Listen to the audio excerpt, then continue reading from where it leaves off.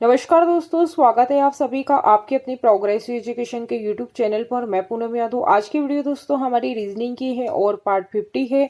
तो आज की इस वीडियो में भी हम बहुत ही अच्छे अच्छे क्वेश्चनों को करने वाले हैं। तो दोस्तों वीडियो को पूरा एंड तक देखिएगा। वीडियो अच्छी लगे तो लाइक शेयर एंड सब्सक्राइब जरूर करिएगा। तो शुरू करते हैं बिना किसी देरी के आज की इस वीडियो को। प्रश्न नंबर 1 है आपकी स्क्रीन के सामने। A B C D E F और G एक पंक्ति में उत्तर की ओर इशारा कर रहे हैं। F जो है E के सीधे दाएं है, E G के दाएं चौथा अक्षर है, C जो है B और D का पड़ोसी है, D के बाएं से तीसरा व्यक्ति किसी एक छोर पर है। A की वर्तमान स्थिति क्या है? तो दोस्तों हमें यहाँ पर जो है A की पोजीशन बताना है कि A की पोजीशन क्या है। तो जैसा हमसे क्वेश्चन में बोला है हम इनको क्या है वैसा ही बिठाएंगे। तो हम एक पंक्ति बना लेंगे। हमसे बोला है कि एक पंक्ति में बैठे हैं और क्या है उनका मुख जो है उत्तर दिशा में। और ये कितने व्यक्ति हैं दोस्तों? 7 व्यक्ति है। तो हम 7 की क्या है यहाँ पर पोजीशन बना लेंगे।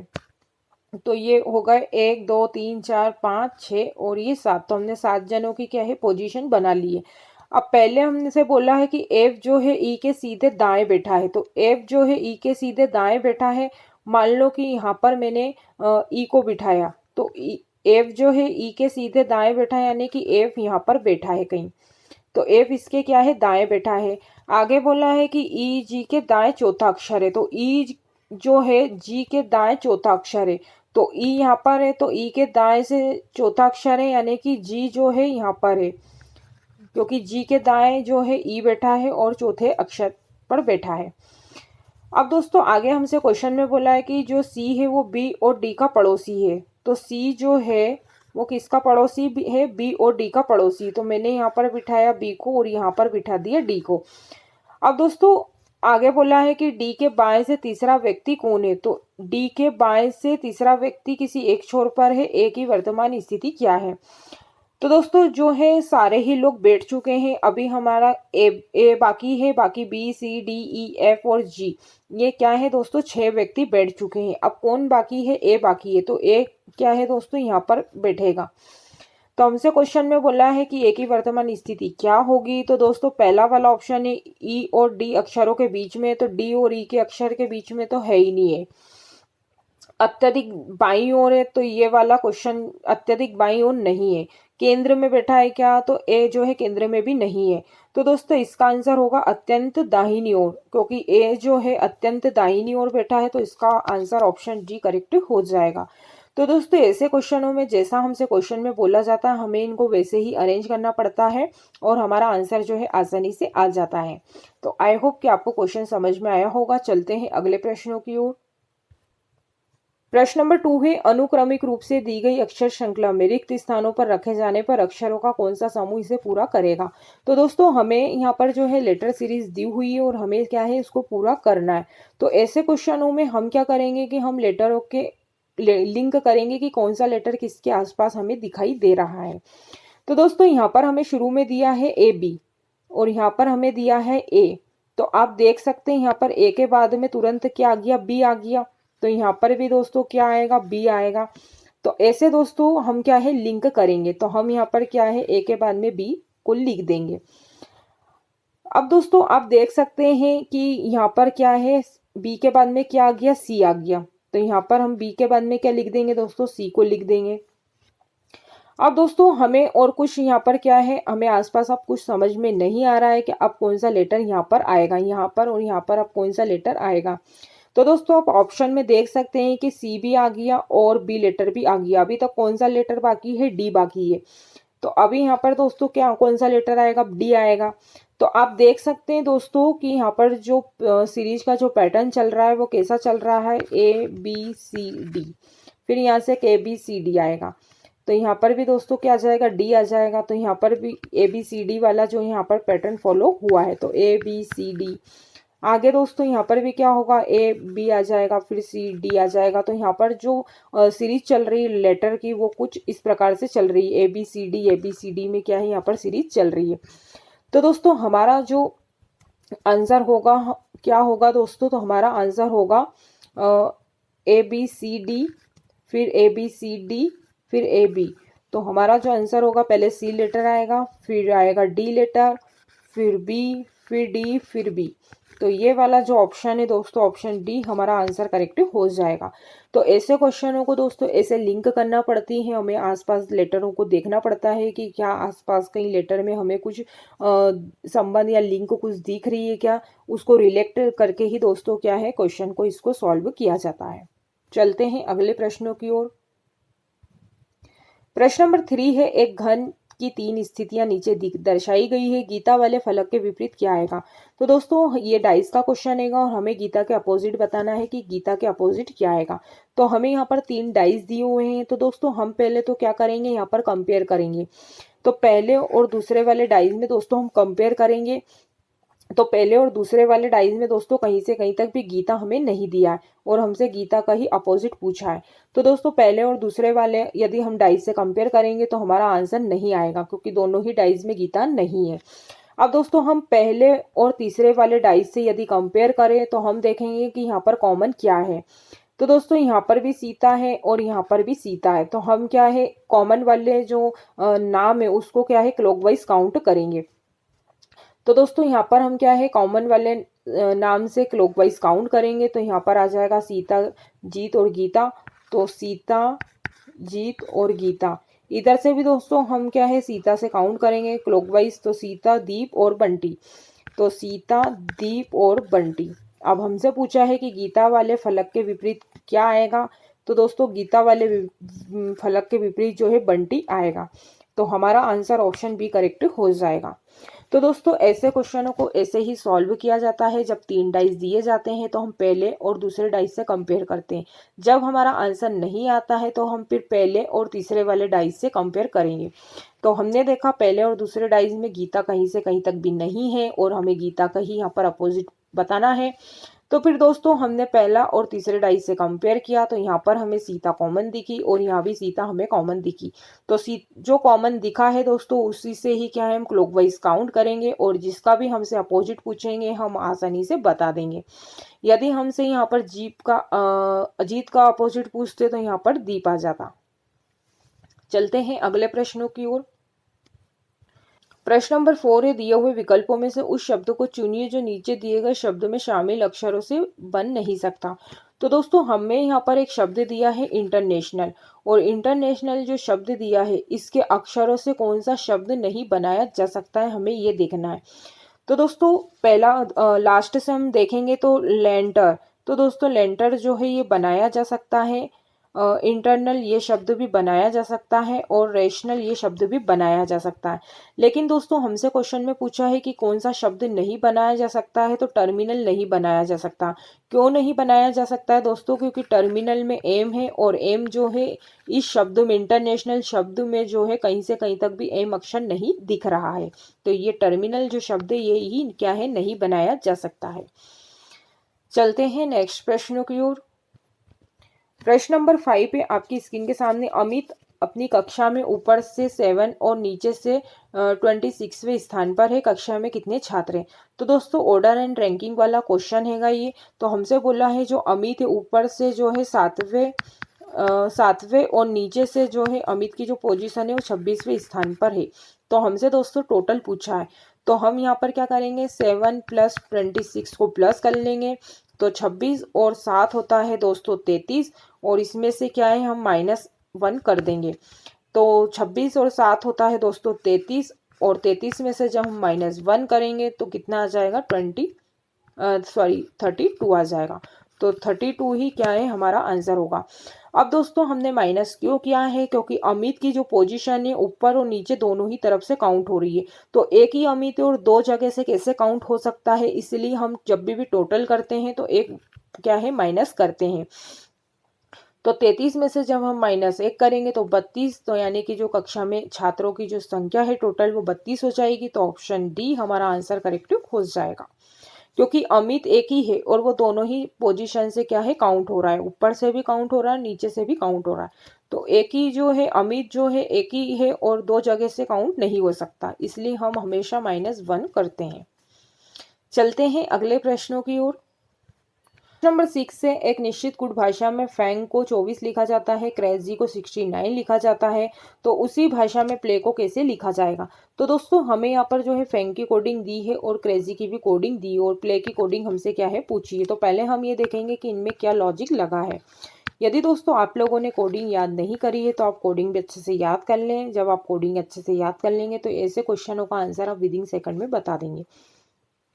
तो दोस्तों एफ हमारा 6 पर होता है, ए हमारा 1 पर होता है, एन 14 पर होता है और जी हमारा 7 पर होता है। यदि दोस्तों हम इन सभी को क्या है प्लस कर लेंगे तो 6 और 1 7 होता है, 7 और 14 21, 21 और 7 होता है दोस्तों 28। तो दोस्तों यहाँ पर हमें जो है फैंग की कोडिंग 24 दी और यहाँ पर हमने यदि इनको प्लस किया तो 28 आया। तो यानी कि दोस्तों 28 में से क्या है हम 4 को माइनस करेंगे, तो 28 में से जब 4 को माइनस करेंगे तो यहाँ पर कितना आ जाएगा 24 आ जाएगा। ऐसे ही दोस्तों हम क्रेजी की भी कोडिंग को देख लेंगे कि क्या यहाँ पर भी यही लॉजिक लगा है या नहीं।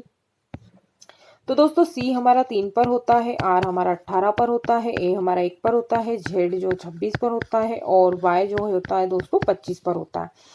यदि दोस्तों हम इन सबको प्लस करेंगे तो यहाँ पर कितना आ जाएगा दोस्तों, यदि प्लस करने पर यहाँ पर 73 आएगा और 73 में से जब हम 4 को माइनस करेंगे तो 69 आएगा, जो कि हमें यहाँ पर दिया हुआ है। अब दोस्तों मैं इसको हटा देती हूँ और यही लॉजिक से क्या है हम प्ले की भी कोडिंग निकाल लेंगे। तो क्या है दोस्तों इन सभी में ही क्या है इनकी कोडिंग को प्लस करके -4 किया है। तो इसी लॉजिक से हम क्या है प्ले की भी कोडिंग को निकाल लेंगे। तो पी हमारा 16 पर होता है, एल हमारा 12 पर होता है, ए हमारा 1 पर होता है और वाई हमारा दोस्तों 25 पर होता है। यदि हम 16 और 12 और 25 और 1 को जोड़ेंगे दोस्तों तो इनको जोड़ने पर 54 आएगा और 54 में से हम 4 को माइनस कर देंगे तो यहाँ पर कितना आ जाएगा 50 आ जाएगा। यानी कि जो दोस्तों प्ले की जो कोडिंग होगी वो 50 होगी, तो ऑप्शन बी हमारा आंसर करेक्ट हो जाएगा। तो यहाँ पर दोस्तों बस कुछ नहीं है, यहाँ पर क्या है इनकी कोडिंग को प्लस किया है और प्लस करने पर क्या है -4 किया है, तो हमारा आंसर आ जाएगा। आई होप कि आपको क्वेश्चन समझ में आया होगा। चलते हैं अगले प्रश्नों की ओर। प्रश्न नंबर 7 है, नीचे दिए गए विकल्पों में से संबंधित शब्द याद कीजिए। तो दोस्तों यहाँ पर जो है हमें समाचार पत्र का जो संबंध होता है पाठक से होता है, तो रोटी का संबंध जो है किससे होगा, तो रोटी का संबंध दोस्तों जो है उपभोक्ता से होगा, तो इसका आंसर ऑप्शन सी करेक्ट हो जाएगा। प्रश्न नंबर 8 है, नीचे दिए गए विकल्पों में से संबंधित संख्या याद कीजिए। तो दोस्तों यहाँ पर हमें क्या है, यहाँ पर संख्या 24 है, यहाँ पर 60 है, तो हम ये देखेंगे कि यहाँ पर 24 से संख्या 60 कैसे हो गई। तो दोस्तों 24 का यदि हम 2.5 गुना करें, यदि हम 24 का 2.5 गुना करेंगे तो दोस्तों 24 का 2.5 गुना करने पर होता है 60, जो कि यहाँ पर भी 60 दिया है। तो दोस्तों ऐसे ही हम 120 का भी 2.5 गुना कर देंगे तो हमारा आंसर आ जाएगा। तो 120 का यदि हम 2.5 गुना करेंगे तो कितना आएगा दोस्तों 300 आएगा। तो यहाँ पर जो 120 का संबंध जो है 300 से होगा, तो ऑप्शन सी हमारा आंसर करेक्ट हो जाएगा। प्रश्न नंबर 9 है, ए बी सी डी ई 5 लड़के एक पार्क में एक वृत्त में बैठे हैं। ए का मुंह दक्षिण पश्चिम दिशा की ओर है, डी का मुंह दक्षिण पूर्व दिशा की ओर है, बी और ई जो है ए और डी के ठीक सामने है और सी जो है डी और बी के बीच समान दूरी पर है। सी का मुख इस दिशा की ओर है। तो दोस्तों ये सिटिंग अरेंजमेंट का क्वेश्चन है और यहाँ पर क्या है हमसे क्वेश्चन में बोला है कि 5 लड़के हैं जो एक पार्क में एक वृत्त में बैठे हैं। तो दोस्तों हम क्या है सबसे पहले एक वृत्त को बना लेंगे, तो सर्कल को हम बना लेंगे। तो दोस्तों ये सर्कल हमने बना लिया है। अब जैसा हमसे क्वेश्चन में बोला है हम इनको क्या है वैसा अरेंज करेंगे। तो पहले वाली लाइन में हमसे बोला है कि जो ए का मुंह दक्षिण पश्चिम दिशा में है। तो दोस्तों दक्षिण पश्चिम दिशा जो है कुछ इधर होती है, तो एक जो है दक्षिण पश्चिम की तरफ क्या है मुंह करके बैठा है। आगे बोला डी का मुंह दक्षिण पूर्व दिशा की ओर है, तो डी का मुंह जो है दोस्तों दक्षिण पूर्व दिशा की ओर है। आगे बोला है जो बी और ई जो है वो ए और डी के ठीक सामने बैठे हैं, तो बी और जो ई है वो ए के ठीक सामने बैठे हैं, ए और डी के सामने, यानी कि सामने बोलो तो दोस्तों यहाँ पर क्या है बैठे हैं। तो यहाँ पर बी बैठा है और यहाँ पर क्या है ई बैठा है। अब दोस्तों 5 लड़के बैठ चुके हैं, अभी एक लड़का और बाकी है।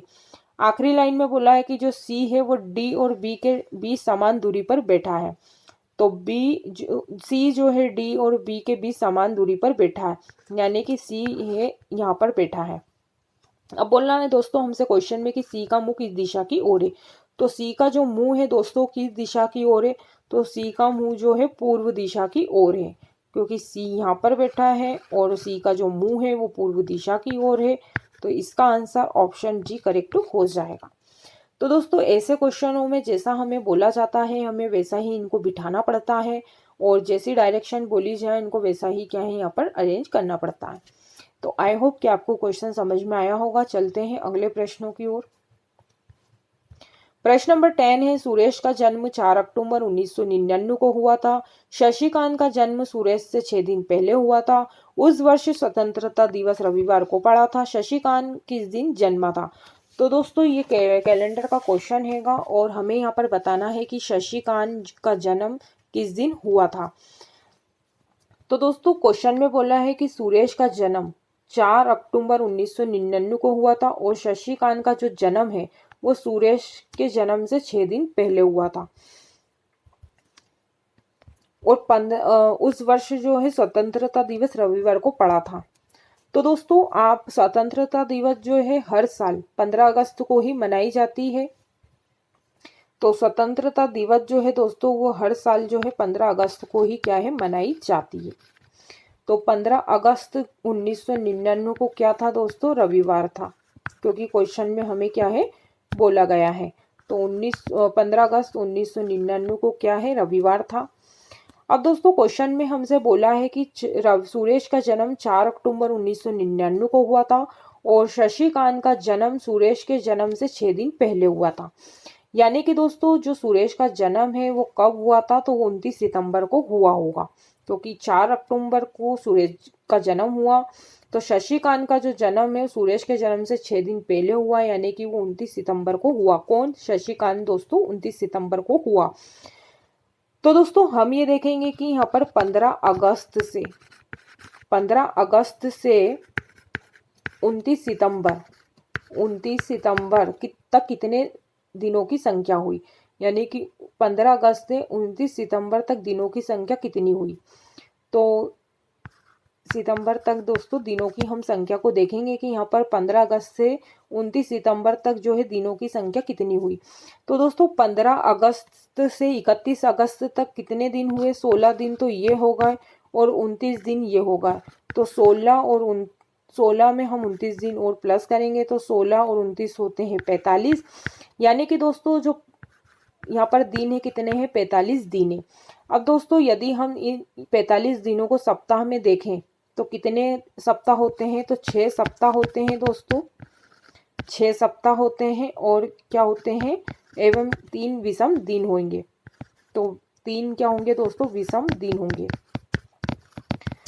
अब दोस्तों यहाँ पर क्या है, क्वेश्चन में जैसा बोला है हमने वैसा ही यहाँ पर लिखा है, क्योंकि क्वेश्चन में बोला है शुरू की लाइन में ही क्योंकि सुरेश का जन्म 4 अक्टूबर को हुआ है और शशिकांत का जन्म जो है सुरेश के जन्म से 6 दिन पहले हुआ।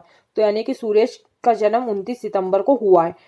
आखिरी में बोला है कि स्वतंत्रता दिवस जो है रविवार को पड़ा। तो दोस्तों हर साल जो है स्वतंत्रता दिवस 15 अगस्त को ही मनाई जाती है। तो 15 अगस्त से 31 अगस्त तक जो दिनों की संख्या है वो 16 है और 29 दिन ये, तो ये 29 दिन ये हो गए। तो 16 और 29 होते हैं 45 दिन। यदि हम इनको सप्ताह में देखें तो 6 सप्ताह और 3 विषम दिन हो जाएंगे।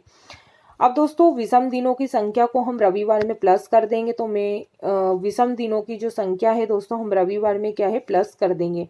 तो मैं अभी दोस्तों या तो इसको हटा देती हूँ क्योंकि मेरे कहने जगह बहुत कम है, नहीं तो जो विषम दिनों की जो संख्या है यही क्या हम रविवार में प्लस कर देंगे। तो मैं कुछ इस इधर कर देती हूँ दोस्तों, एक तो जगह थोड़ी कम है तो मैं थोड़ा इसको हटा देती हूँ। तो दोस्तों ये रविवार है, मैं थोड़ा नीचे लिख देती हूँ। ये दोस्तों क्या है? रविवार है। और रविवार में दोस्तों यदि हम विषम दिनों की संख्या को प्लस कर देंगे तो यहाँ पर विषम दिनों की संख्या 3 है।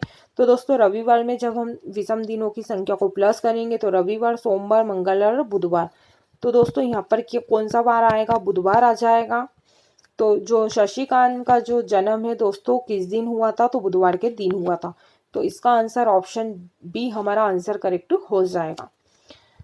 तो दोस्तों आई होप कि आपको ये क्वेश्चन समझ में आया होगा, क्योंकि क्वेश्चन मेरे कहने जगह कम है तो इसलिए मैंने इसको बहुत ही शॉर्ट में लिखा है। हमने जो है विषम दिनों की संख्या को है रविवार में प्लस किया है और हमारा आंसर आ चुका है। हमसे दोस्तों जैसा क्वेश्चन में बोला था हमने वैसा ही इस क्वेश्चन को करा है। तो आई होप कि आपको क्वेश्चन समझ में आया होगा। तो दोस्तों आज के लिए बस इतना ही। मैं उम्मीद करती हूँ कि जितने भी आज हमने इस वीडियो के माध्यम से 10 प्रश्नों को देखे हैं आप लोगों को अच्छे से समझ में आ गए होंगे।